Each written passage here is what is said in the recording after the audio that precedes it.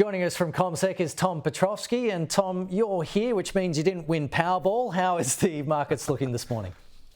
No, that's right. Well, every day in Australia is a Powerball victory of sorts, isn't it, Kenny? So, look, the futures are pointing to a lower decline as far as the ASX 200 is concerned this morning, down by about 0.5%. So that's a decent knock, and it's going to eat into the improvement that we've seen over the course of the week so far, in which the ASX 200 has risen by around 0.7%.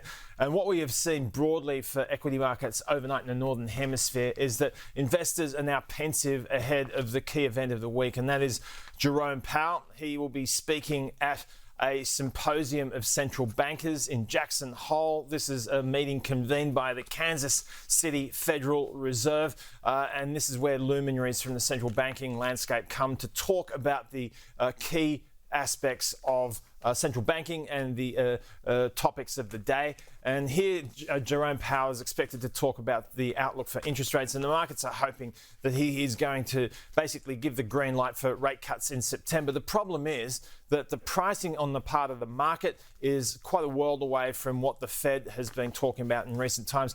US markets are pricing in a 1% cut in official interest rates between now and the end of the year, which is quite aggressive. And the question is, to what extent Mr Powell waters that down, and to what extent the markets bristle at that watering down process. And that's part of the reason why we saw the S&P 500 down by 1% last night, technology names down by 1.6%. We've seen quite a significant rally over the course of the last couple of weeks, so that's why a little bit of air is coming back out of that picture at the moment. So today we have got a lighter schedule in terms of earnings numbers. We've just heard from Ingham's Chicken, their full year net profit after tax coming in at $101 million.